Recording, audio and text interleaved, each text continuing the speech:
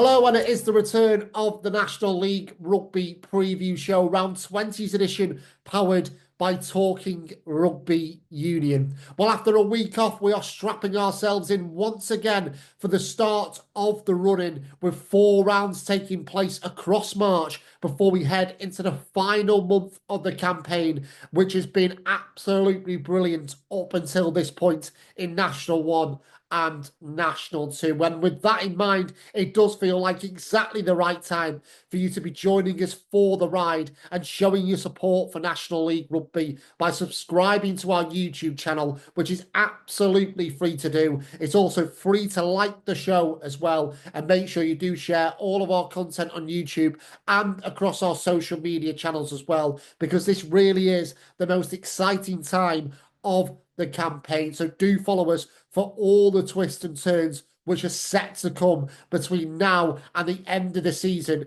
at the end of April. It is drama guaranteed in National 1 and National 2. But before we get into all of that, and before we get into round 20 this weekend, a big thanks to both Bishop Stortford and Worthing Raiders, who appeared on round 19's edition of the National League Rugby preview show. Great to have them both on a couple of weeks ago. And included in the Worthing feature was actually a bit of a segment on the charity Rugby Against Cancer, which I know a lot of National League Rugby clubs are supporters of. So do check that out if you can. That segment is included in the Worthing feature, which is available on our YouTube channel on the homepage. Also, for those who do follow us on social media, you may have seen we were down at Penny Hill Park last week and in and amongst the England side as they prepare for their Six Nations clash with Scotland, and we were extremely lucky to have a chat with England captain Maro Itoje. Now, Maro, he played for Old Albanian in National 1 during the 2013-14 season. And whilst it was only a handful of appearances, we wanted to ask Maro the question around whether that time he spent playing in National 1 helped him on his wider rugby journey. And we also wanted to get Maro on the importance of National League Rugby to the development of the next generation of England players, because as we've seen so far this season, a lot of the current England under-20 players who we may have seen in the under-26 nations over the last few weeks have played in National League Rugby so far this season. So it was great to get Maro on a few points related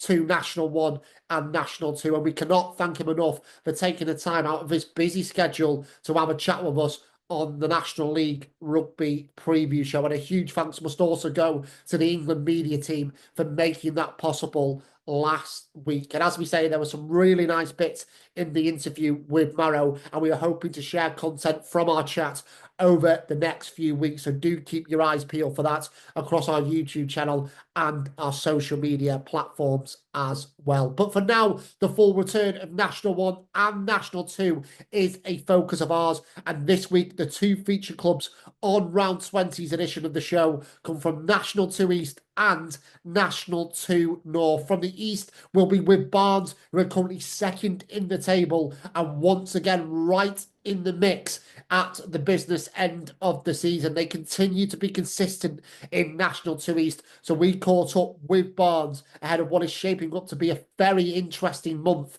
in that division. And a little bit later on, we'll be joined by National 2 Northside Hull Ionians, who will be celebrating their President's Day on the weekend when they host Wharfdale on Saturday at Brantington Park. The Eyes are currently targeting a top half finish under the guidance of 29-year-old head coach Maliq Holden. So that was a really nice angle to have a chat to Hull Ionians about. So for more on this and their President's Day at the weekend, that is to come a little bit later on in the show. But for now, let's recap what has gone on across levels 3 and 4 over the last couple of weeks, whilst also looking ahead to round 20. And as always, we start in National 1.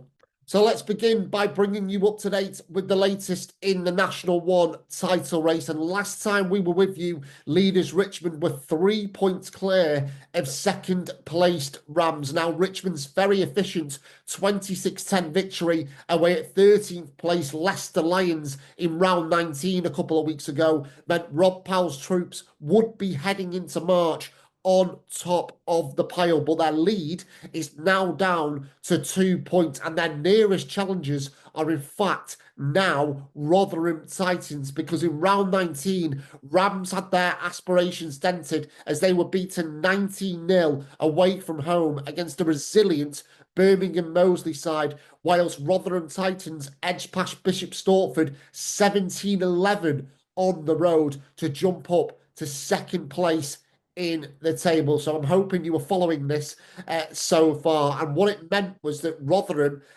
were second in the table and headed into their game in hand last weekend away at 12th placed Esher, 7 points behind Richmond. And Harvey Billion's men were able to reduce that gap down to 2 points with a 68-34 bonus point victory away at Esher. But despite the scoreline, it was far from plain sailing for Rotherham, who did find themselves 31-7 down approaching half-time. But Callum Bustin's try just before the break seemed to light the fuse for Rotherham, who went on to score 8 second-half tries, and they secured an 11th win from their last 12 games in the process. So that is how the title race in National One has changed over the last 2 weeks. So just looking at the state of play as we head into round 20, as you can see, Richmond 2 clear of Rotherham, who, remember, won promotion back to this level last season from National 2 North. A fantastic season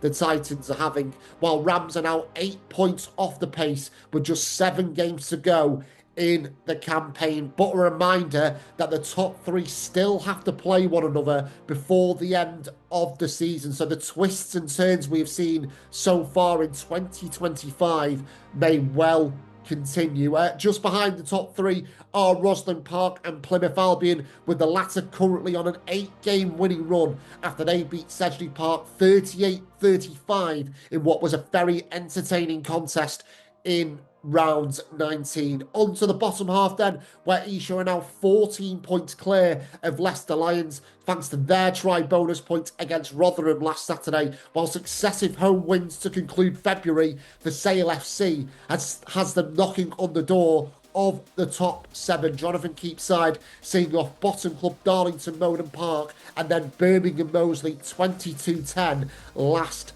Friday night. So on to the first set of fixtures in National One for the penultimate month of the season, and we will focus on the title race again to begin with table toppers Richmond hosting 9th placed Bishop Stortford. Rob Powell's side have shown a real focus during their last 3 wins, but we'll know Stortford are a team which won't make life easy for them, so that focus will have to be strong again this weekend, especially with Rotherham ramping up the pressure by capitalising on their game in hand last week. The Titans continue to find ways to win, and they'll be aiming for a 7th straight victory when they entertain Birmingham Moseley on Saturday, who, as we said earlier, did down Rams in round 19. And speaking of Rams, Seb Reynolds' charges will be itching to return to winning ways after a February to forget. Rams lost all 3 of their games this month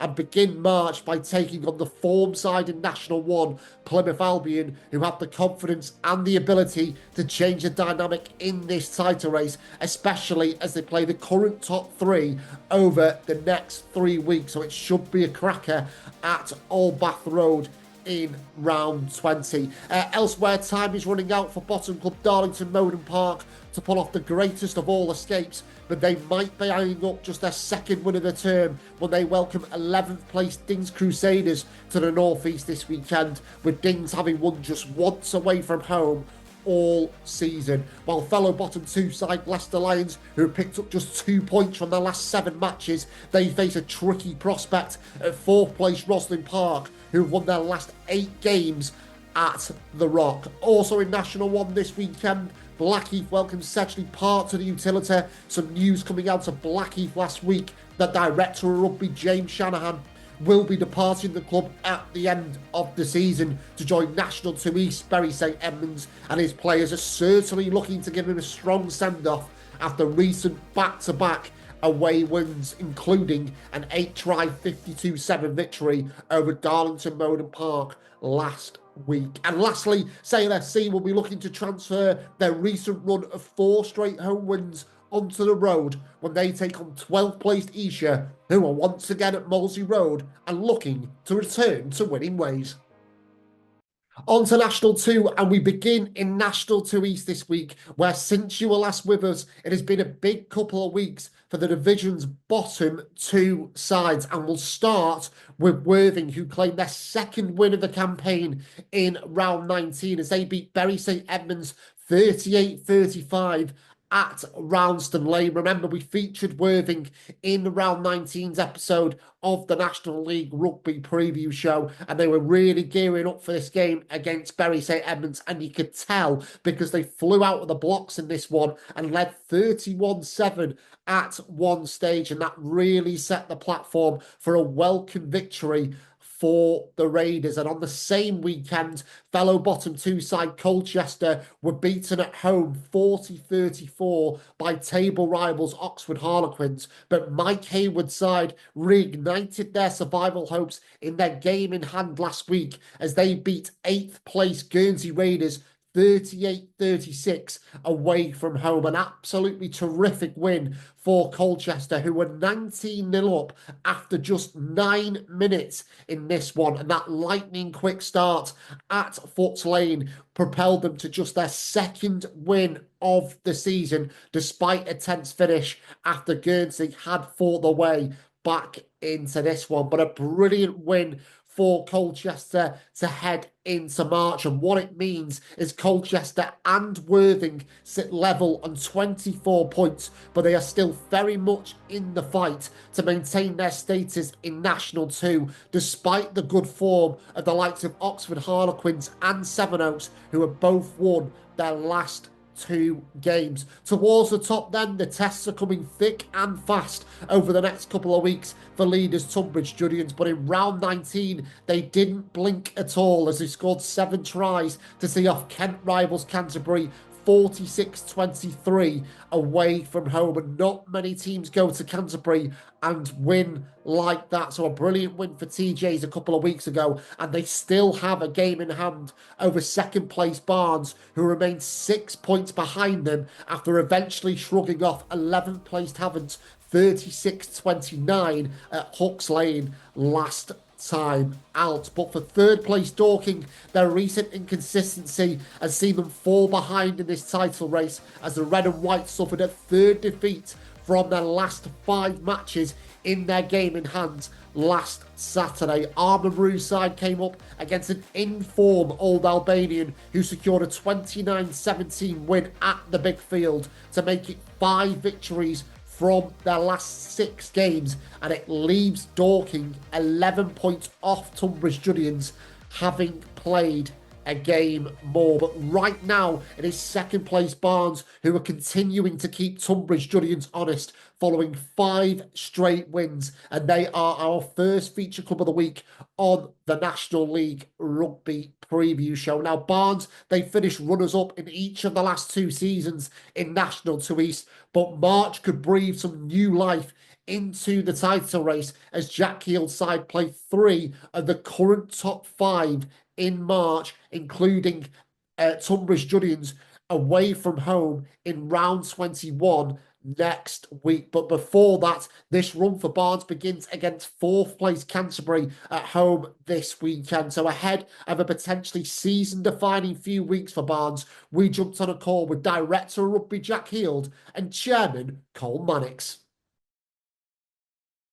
Yeah, really, since the Dorking game just before Christmas was obviously a massive disappointment to us, and we thought just coming into this block, we knew we had to perform and improve on some really basic areas of our game, and we set ourselves a goal coming out of into January, into February in that 5 game run, and we were exactly where we wanted to be after the Havant game. Obviously, the Havant game didn't go exactly to plan. They're a good team at home. Uh, we weren't great, but listen, the most important thing is the game was level at one point, and they really challenged us. Particularly at home, they're tough. They've got a good following there, and to get 5 points on the road, whether you score 36 or 86 points doesn't really matter. You can only get 5 points when you play in a league game of rugby maximum. So that was good from our point of view. And Colm, we've known Barnes have been pretty consistent over the last couple of seasons, certainly since the changing of the leagues international to East. But Jack, when we spoke to him in December, said, "Look, it has been a rebuilding season for us this year. A few of the core players left last summer. So, as a chairman, as a club, you must be really delighted in terms of kind of league position, the level of consistency we've seen from Barnes this year. That not much has changed. That you are second in the table going into the final 2 months of the campaign." Yeah, back at the beginning of the season, we would have hoped if we could get a fourth or fifth position, considering the changes in the squad, to be holding down second and consistently holding down second for the third year in a row, and challenging for the top. To be quite honest, we're not done yet. As I said earlier, we've got 7 fixtures to go. We're trying to challenge TJs. They have 8 fixtures. We can target second. We could really hope to keep the challenge and keep the integrity of the league going by making sure TJs have to win the league. And Jack, we're talking about kind of the consistency of Barnes over the last 2 seasons, but it's kind of been a little bit wider than that, hasn't it, in terms of the way the club have been able to build, certainly since, I think you mentioned before we hit record, kind of 2017, 2018. So that, people will look at it and go, well, Barnes have finished second the last 2 seasons. Surely they want to take that next step, but it's not as simple as that, is it? No, it isn't. I joined the club in 2018, and the remit from Michael Whitfield was essentially let's get this club sustainable in the division, which we did. Obviously, COVID hit. There was a massive rebuild, really, because players got distracted. They got other things to do over COVID. There was a massive rebuild. We had a new coaching structure came in, and then we really built on the back of that, led by kind of Josh Davies and a good group of players who subsequently have retired. But then, it's been really important for us making sure that we stay competitive at the top end of this division. And kind of one thing we're proud of as a club is, we don't openly go on about it, but our second team is something that I'm really proud about, and the depth that we have in our squad. We've already used 46 players this year. Last year we used 52 players, and in order to have the strength and depth, top to bottom for us with 2 squads operating in this division is massively important. So the league's really good. It's really competitive. You don't get many games which aren't, within 12 to 10 points for the last 10 minutes of the game. And I think part of our USP as such is that strength and depth within the squad and the boys that keep driving it forward. Like, we've still got 30 plus lads at training last night. Selection is a headache week in, week out, which is something that I take a lot of pride in, to make sure that we've got competition across the board. And I think that's testament to the players. It's testament to people even before I got to the club, and the depth which we have is really important. Winning helps all these things. It helps people, like the feel-good factor behind everything. I think there's no hiding behind that. That when you're winning more than you're losing, it's got more of a feel-good environment about it. Rory Kasapian, who's our new captain this year, has done a really good job with regards to keeping the boys together. And fundamentally, we're a group of people who, enjoy each other's company and care for each other. And when you're still turning up, still getting good numbers, the boys, there's a lot of laughter, a lot of smiling, a lot of jokes, a lot of banter. And I know that comes in the majority of rugby environments, but it's not such a chore for the boys when they know they can leave the office 6:30, 6:45, get down to training and still enjoy each other's company. What happens in the league happens in the league. We'll be here next year, whether in National 2 or National 1. And the majority of these players will be doing the same thing because they enjoy each other's company. And that's first and foremost the most important thing.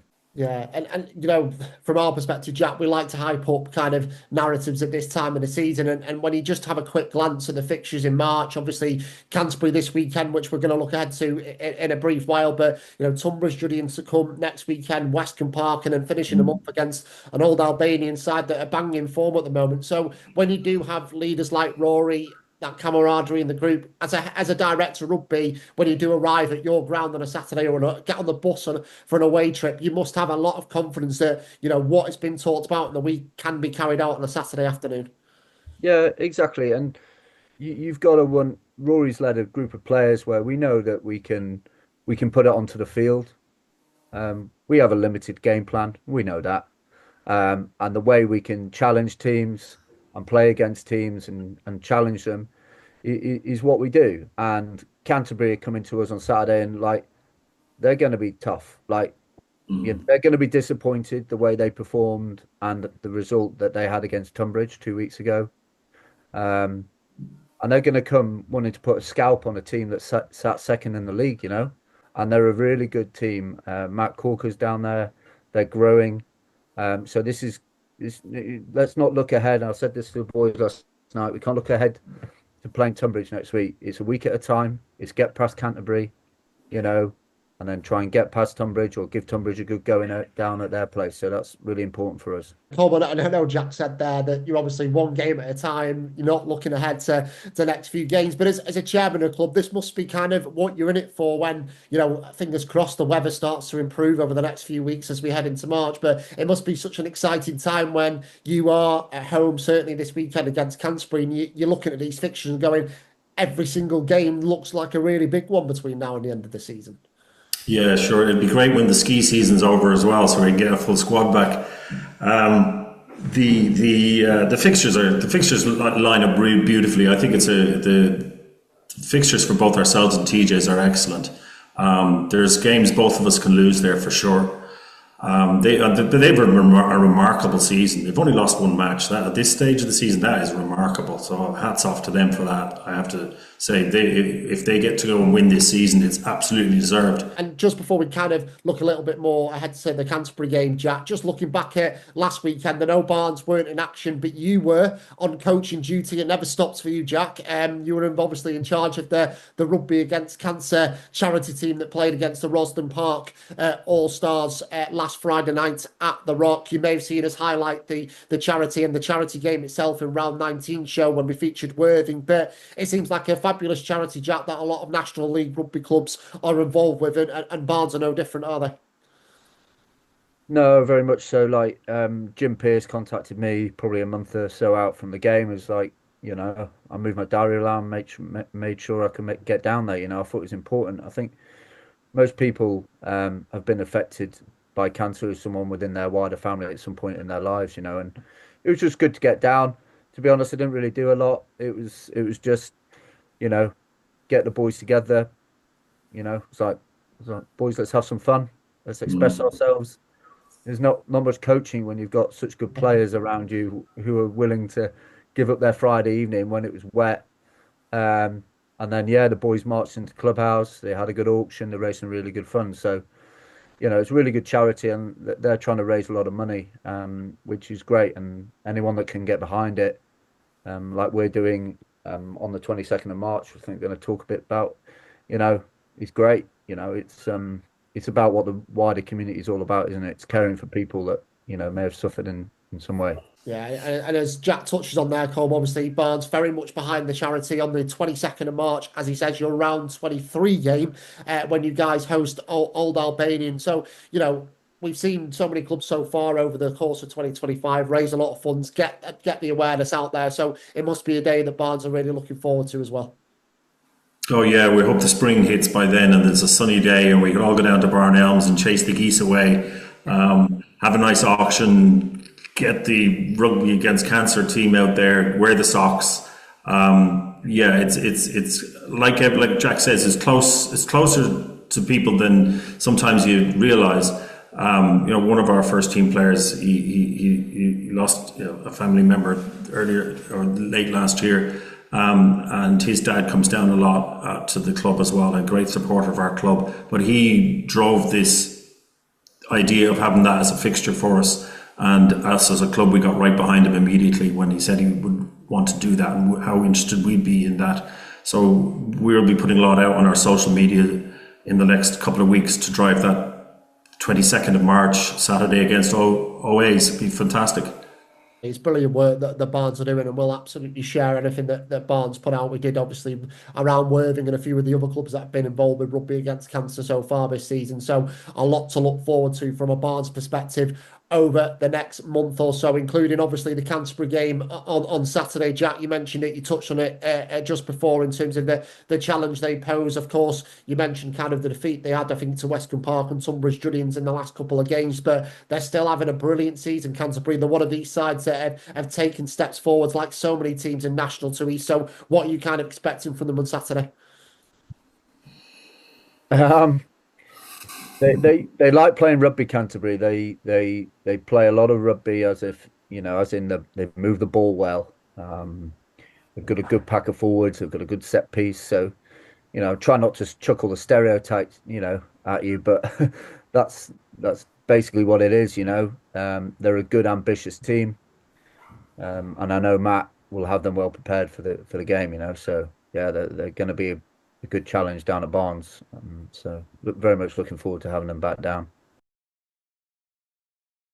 So a huge thanks to both Jack and to Colum for their time. As always, always great to catch up with the pair as Barnes look forward to a big month in their season. They have been a very consistent club in National 2 East and in National 2 in general over the last few years, and they'll be looking to maintain that and see where it takes them between now and the final whistle at the end of April. And as we also mentioned, Barnes will be one of the latest clubs to be supporting the charity Rugby Against Cancer, and they'll be doing so on March 22nd in round 23 against Old Albanian. So I know the club would really appreciate your support around that game in particular, as well as their remaining home fixtures, starting, of course, with the visit of Canterbury on Saturday. But let's now have a look at the rest of the fixtures this weekend in National 2 East. In relation to league leaders Tunbridge Julians, the table toppers go to 5th place Westcombe Park for another Kent derby. TJs have won their last 7 games, while Westcombe Park saw their own 7-match winning run come to an end at Dorking last time out, but the hosts did beat Canterbury in their last home outing, so they are more than capable of ruffling the feathers of the table toppers. Barnes, who we've mentioned, hosts 4th place Canterbury, while at the other end of the table, Worthing will be looking to build on round 19's win against Bury St Edmunds when they go to 6th placed Henley, who'll be looking for a response after a frustrating loss to Sevenoaks last time out. Worthing's relegation rivals Colchester are on the road again as they take on 3rd place Dorking, so some interesting trips for the bottom 2, while 12th place Oxford Harlequins could really strengthen their bid to stay in National 2 East over the next 2 weeks. Pete Davis's men are 12 points clear of the danger zone and face Worthing next weekend. But first up, they'll be targeting a 3rd straight win when they host the Sevenoaks side, who are also in decent form after 6 wins from their last 9 games.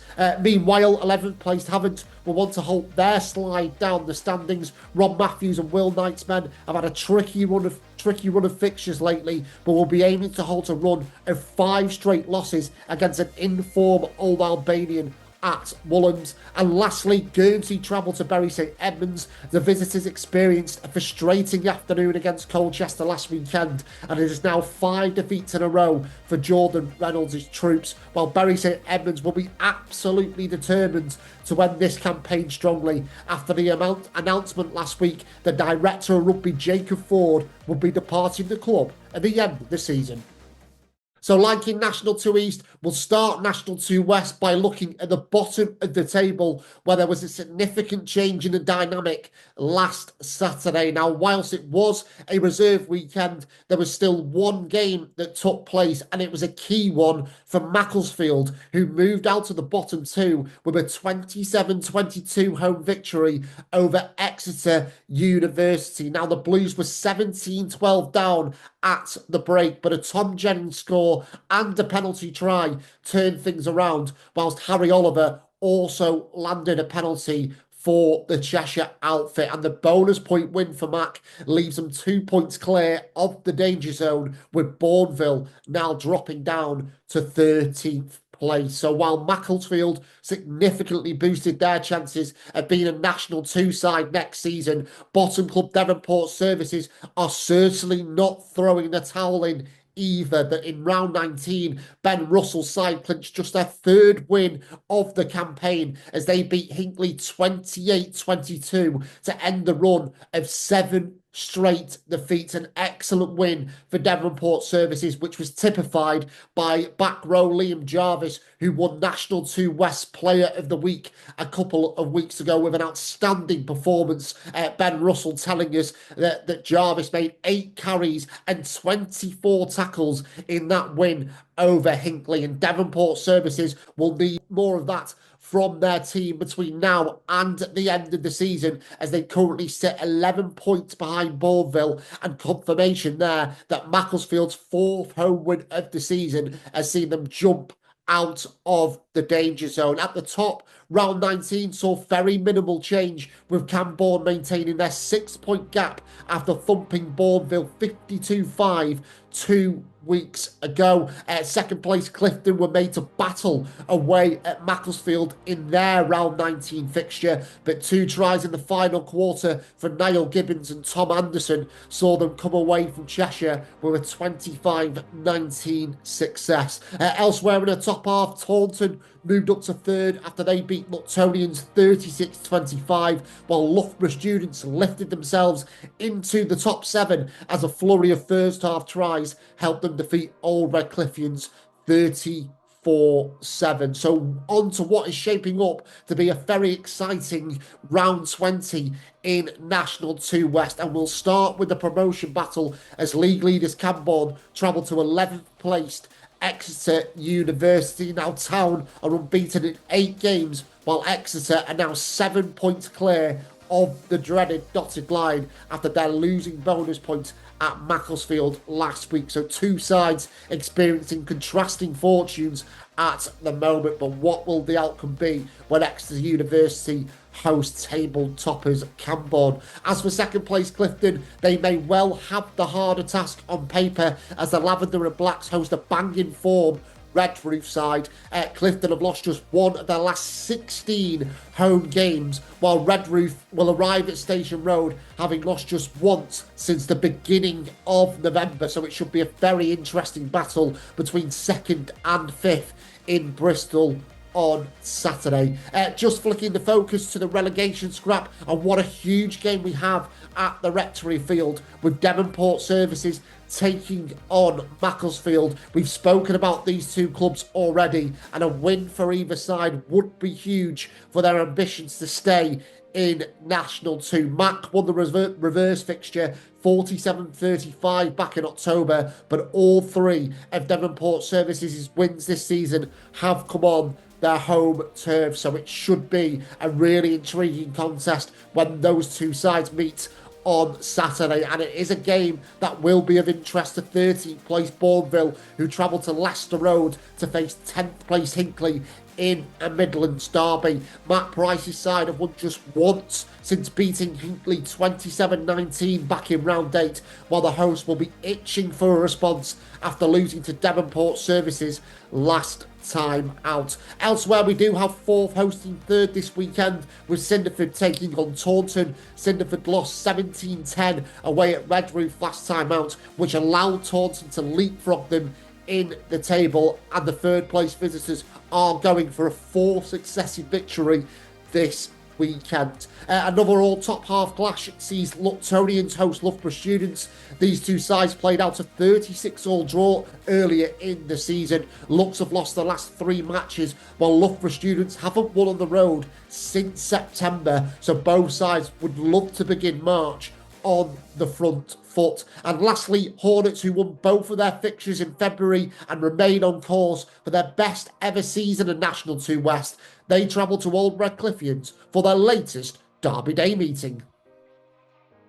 And we finish this week in National 2 North. But before we look ahead to round 20, we have to cast our minds back to round 19, where Leeds Tigers came out on top in the battle of the top two. The leaders edged past title rival Sheffield 24-18 at West Park Leeds to move 4 points clear at the summit. Now, second place Sheffield did manage to get a losing bonus point from this one thanks to Elliot Fisher's late penalty, and boss Anthony Poser was bullish in defeat, saying Sheffield weren't done yet in this title race, and rightfully so, because there is still so much rugby to be played between now and the end of April. But undoubtedly, this win for Leeds would have given them a big psychological boost going into March, and the title race itself looks like it is becoming a two-horse race between Leeds and Sheffield after third place Lim slipped to a third straight defeat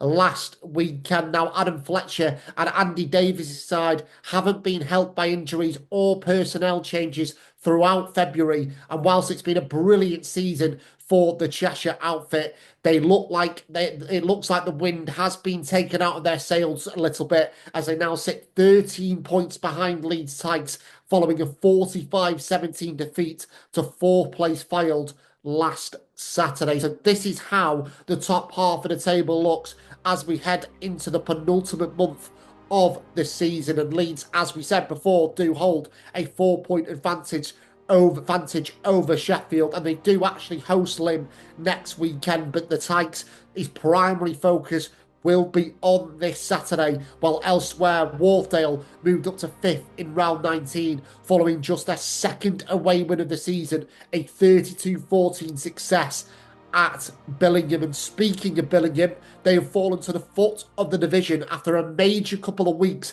in the bottom half of National 2 North. In round 19, table rivals Harrogate leapfrogged Billingham up to 13th in the standings as they picked up a 27-24 win over Fylde. But the team who were hovering above the danger zone, Otley, they've had an absolutely brilliant fortnight. Not only did they beat Lim 31-7 in round 19, but they backed that up last week in their game in hand by beating the aforementioned Billingham 51-15 at Cross Green. Fullback Colum Irvine, outstanding for the hosts in this one. And as you can see, Otley are now up to 10th and 9 points clear of the bottom two. So as we say, a pretty big end to February in the bottom half of National 2 North. And another team making strides in the right direction in the bottom half are Hull Ionians, and they are our second feature club of the week on the National League Rugby preview show, and they actually come into round 20 off the back of successive victories. They backed up their round 18 win over Billingham with a 27-17 away triumph at Sheffield Tigers in round 19, and that was the first time since September that Hull Ionians have won 2 games on the bounce, and that recent upturn in form for the Eyes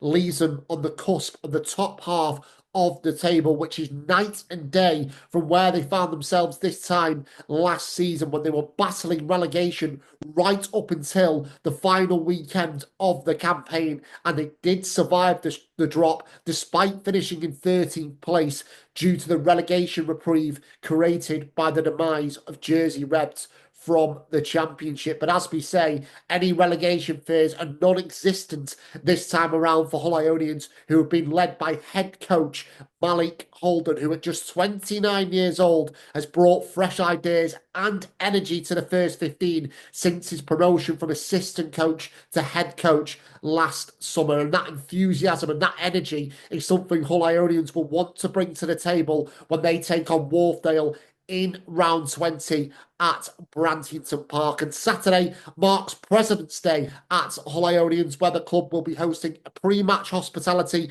a 3-course lunch, a raffle and an auction, whilst also raising money for a local charity. So for more on this and for more on the season so far, we caught up with Hull Ionians head coach Maliq Holden, as well as club president Pat Wilson. Maliq, let's start with you, if you don't mind. And obviously, a weekend off for Hull Ionians last week, but perhaps you and the team might have wanted to keep the momentum going after sort of back-to-back wins against Billingham and, of course, away at Sheffield Tigers. So, how eager are you guys to pick up from where you left off from going into March?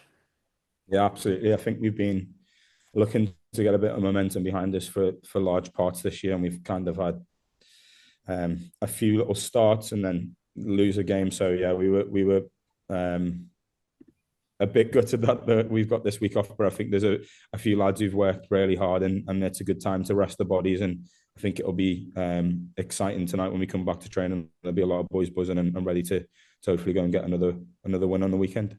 You know, for those who don't know, who might not be as au fait with National 2 North as some of us, that Hull Ionians have picked up 21 bonus points this season. I know you guys have been kind of on the wrong end of some really tight games, but given that the way the last two games have gone, Pat, has it felt like it has been coming, it has been around the corner, and now you can hopefully build on that between now and the end of the season? Yeah, absolutely. You could tell. It's so frustrating, them narrow margins. And Mal will agree with. I spoke to him about it, and it's just like the top 5-10% of the narrowness. But we got there, and yeah, I think they'll be buzzing for this Saturday. Yeah, I think to add on what Pat said, I think we've lost 8 games this year by 1 score. So we deserve those bonus points, absolutely. But I think if we change, those 8 games into wins, we're probably knocking on, 3rd or 4th place in this league. So a large part of our performances have been good and have been where we want them to be. But like Pat says, that 5 or 10% is the difference between a win and loss. And I think winning games, it's a habit. So I was really, really impressed the way we kind of came out of the Tigers game. That was a tight game away from home, a really, really tough place to play, tough conditions, and to come away from that win with a narrow win is something that's probably going to be really good for our environment. And hopefully, as I said, we make winning a habit. And when it comes to those close games, we've had the learnings that we've got from that sort of game against Tigers.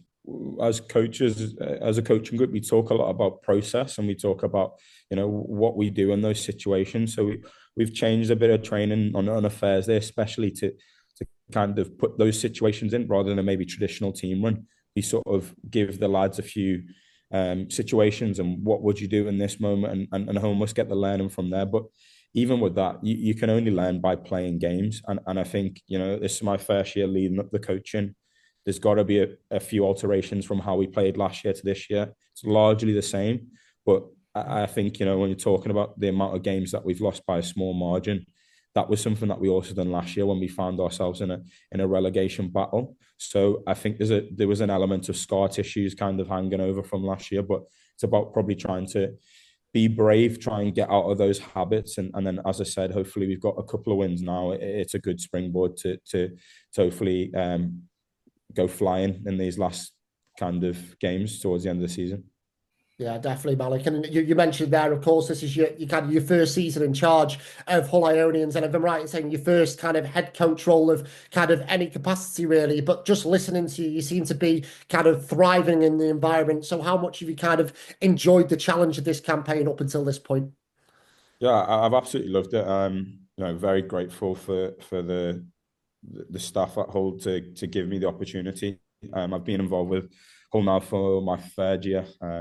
I've coached at the kind of university level and kind of age group levels, but this is my first proper gig at a men's team, and I've loved it. We've got a brilliant club. I know every club will tell you that, but I think anyone who's ever came to Brantington Park and experienced Hull Ionians will tell you that it's a brilliant club. It's driven by our community and driven by amazing volunteers and amazing people, and the players. There's a lot of players that have been through this club and spent a long time. So in terms of a player group, it's so easy to coach. The challenges for myself personally, I still play myself. So I think that's been a tough challenge, on game day, sometimes not always being there. But kind of what I spoke to you about earlier, the process side of it, that's where we've got to put so much trust in those players and let them learn and see those mistakes and talk about it and kind of find that middle ground and where we want to be. So I think that's probably been the biggest challenge. But in terms of coaching those guys and the club, it's a perfect place for me, and I've really, really, really enjoyed it. I think the main ingredient there was the respect that they had for Maliq. He came in as assistant coach, and the lads bought into his coaching techniques, his modern coaching techniques, and they really gelled together. And that's very important within a squad. You've got to have the respect to the coaches, and the coaches got to have respect to the players, and you can see that. And it's paying off. I think you've got to be confident. Obviously, I spoke about backing the players. I've got to also back the fact that what I'm doing and what I believe in, and back that the coaches that we have at the club are gonna do positive things. I think I draw confidence, as I've probably mentioned, from the fact that we have a brilliant club, and we have brilliant people in positions that put a lot of trust in each other, and that kind of trickles down, whether it's the coaches to the players, or the board to the wider staff. So yeah, I think there was a little bit of doubt, just natural nervousness. You want to do well, but I think you just got to have confidence in what you're doing and what you believe in, and I really do think that the coaching staff, not just myself, we have confidence in what we're doing. And Pat, just you listening to Maliq, Maliq as well as anybody. How refreshing is it to hear kind of him speak so positively and confidently about the group of players, and also about the wider club of Hull Ionians? Because if I'm right in saying, Maliq, you're only 29 years old, which is quite unique for someone to be in a head coach position in National League Rugby. So that must be refreshing from a club's perspective, Pat, to have someone so driven, coming up with all these new ideas and confident in the lad's ability as well. Yeah, it definitely is. I think Maliq gets it from his professional playing career at Doncaster. He's obviously learned a lot from what he's been coached there. It's just the new modern coaching techniques what the lads are buying into. And yeah, it's not just the first team; it's the second team as well. We're training together as a squad, which is really positive for the club. And then if we've got injuries in the first team squad, we can bring players up from the twos, and they know all the drills and everything, and that's working very well. I think you mentioned it, and I probably should have mentioned it myself. I think for me, the proudest thing for us as a club, for us as a coaching team, is almost the majority of those guys that were involved in that relegation battle, they stayed, and they've kind of changed the tide. And I'd argue as you said, the amount of close results that we've had, we're not too far off being up at the top end of this league with the exact same squad players that we had, which for me is just brilliant, because I think when I took over, I was never worried about the playing group that we have. We have a brilliant group. We have brilliant players, but confidence is such a massive thing in sport, and I think probably this year has been a big indicator. And fingers crossed, we keep on getting more confident and more assured in who we are as a team and our processes, and we go from strength to strength and really end the season on a high and can build into next year. Maliq was glowing there about kind of the community aspect of Hull Ionians and what a great rugby club it is. And I guess Saturday against Wharfedale hopefully epitomises that with the President's Day, which is taking place. And given you are president, Pat, you can fill us in and give us the big sell about what Saturday's all about, but more importantly, why it's so important for Hull Ionians. Yeah, well, the President's Day has now been running for over 10 years. Peter Sharp, the ex-president, started it off all those years ago, and it's something that's we're fond to do it. We pick a charity that's close to the club's heart, and this year we've chosen the Wish charity, which is the working independent for hospitals in Hull. So that we're raising some money for those. What I love about our club is we play as high as we possibly can at a sustainable level, but also below that we've got a massive community, not just the second team, but thirds, women's, and mini juniors. And it's a day like President's Day where everybody gets together, everybody gets down to the club and supports the club and the local charity as well. We chose a local derby as well, and nothing better than a strong local derby against Wharfedale. So it's going to be a really, really good day. Also, we've got Wharfedale seconds coming down as well, so not just our first playing, but on the far pitch, the seconds will be playing. So it'll be a really, really good day on Saturday. And just on to the game finally, Maliq, on Saturday against Wharfedale. Obviously, you mentioned there a Yorkshire derby coming up, but obviously they're fifth in the table. And I think, unsurprisingly, it was a pretty tight game in the reverse fixture back in round 8. So kind of what do you expect from them, and how much would you love to kind of make it 3 wins in a row? Yeah, well, the obvious thing, we want to try and make it three wins in a row. I think the game that we played at their place was a brilliant game. Probably not for the coaches. It was kind of a tale of two halves. They got up to a pretty big lead. I remember was getting a lot of injuries, and we got back rows on the wing and players playing out of position and whatnot. But I think when we talk about green sprouts that we spoke about earlier, and kind of those positive things that come out of losses, that was one of the games where we realised that, you know, we put in a brilliant 40-minute performance afterwards, and our discipline completely changed, and we put ourselves in a position to win the game. So I remember being, you know, upset with the loss in the first half, but really happy about the second half. So I think if we can put a complete performance, I have all confidence in us coming away with a win. But, you know, they're in that position in the table for a reason. So we'll be showing them loads of respect, and hopefully it'll be a really good game for everyone watching. Same with the twos game as well. Hopefully it'll be a good game as well. It's going to be really tight. I mean, just looking at the league, Wharfdale at 5th, we're at 8th with only 6 points difference. So it's very, very close. Yeah, we want the win on Saturday at home. Going away at Freshfield is always a very difficult place to come back with a win there. But no, I'm sure the lads will be, first and seconds, are going to be up for it on Saturday, big time. And nothing better than a big crowd cheering you on as well. Absolutely, yeah. Yeah, a couple of beers, one of Bob's famous pies, job done here. That's what we want. So a big thanks to both Maliq and to Pat for their time this week. Really interesting listening to Maliq there, wasn't it? That, you know, despite him still playing in the Championship for Doncaster Knights, he is clearly so passionate and driven to help Hull Ionians head in the right direction once again, and that can only be encouraging for Hull Ionian supporters watching this, and for Hull Ionian supporters who head to Bransington Park every other Saturday. And as we said, this Saturday is going to be a big one in particular, with it being President's Day at Hull Ionians. Now the bar opens from 11:30, and those who have booked a ticket for lunch will be seated at 1 p.m. And of course, Hull Ionians versus Wharfdale will then kick off at 3 p.m. It's going to be a really big day at Bransington Park. So if you are interested in the pre-match hospitality, the 3-course lunch and everything that goes around that, do check out Hull Ionians' website and social media channels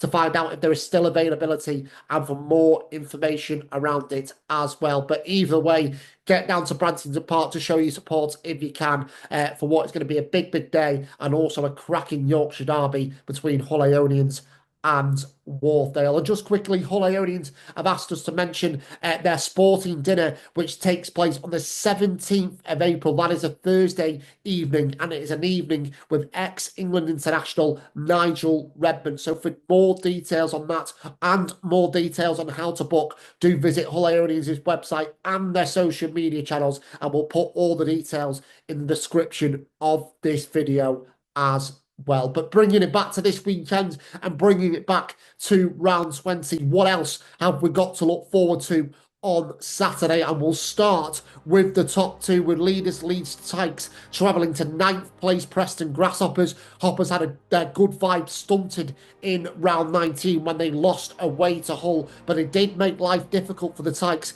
when the sides met back in round 8, where Leeds prevailed 35-29. However, Leeds do head into this one having won their last 10 games, so Preston will have to be at their very best to upset the apple cart this weekend. As for second place Sheffield, they were at Aberdale Park to face bottom of the table Billingham, who have just had the wind taken out of their sails following back-to-back defeats in which they failed to pick up any points. And the task, albeit a difficult one, will be to begin collecting points again for Billingham this weekend. And Billingham may also have one eye on proceedings just down the road at Dormoor, where table rivals Sheffield Tigers and Harrogate face one another. Tigers are 6 points clear of the bottom two, and will be looking to bounce back from successive home losses, while Harrogate will arrive in the Steel City targeting a 4th win of the campaign. And just a side note,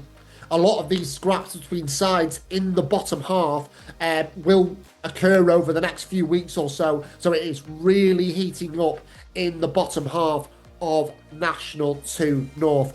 On to 11th placed Hull, who sits 7 points clear of the danger zone. They'll be looking to build on their strong 41-24 victory over Preston Grasshoppers from last time out when they visit Lynn. Otley will be aiming to continue their resurgence when they go to 7th place Chester. Kyle Dench's side did beat Chester back in October, but the hosts have won 4 of their 5 games since the turn of the year, including round 19's terrific 31-29 away success at Tynedale. And speaking of Tynedale, they'll be looking to get back on the horse at the first attempt when they visit Lancashire to face Fylde, while, as we've mentioned, Hull Ionians welcome Wharfdale to Brantington Park, aiming for a 3rd straight win. Well, that is about it then for this week on the National League Rugby Preview Show. We hope you've enjoyed this show, and if you have, please don't forget to hit like on the video and don't forget to hit the subscribe button on our YouTube channel as well. It is absolutely free to do both of those things, and it always helps to promote National League Rugby that little bit more. Do follow us on social media as well to see all of our content on there, as well as regular news from all of our clubs. And as always, do check out our website for the latest reviews and previews. And as we always say, it is the quickest way to find out all of the results from a Saturday afternoon's action across National 1 and National 2. Do keep checking out talkingrugbyunion.co.uk. They are massive supporters of what we do here at National League Rugby. And as I mentioned on the last on round 19 show, should I say, they have just launched their own video podcast called In the Clubhouse, which focuses on all levels of rugby, including National League Rugby. So that is definitely worth checking out on Talking Rugby Union's own YouTube channel. But for now, that is it this week on the National League Rugby Preview Show. Do enjoy round 20, and we'll see you again next time.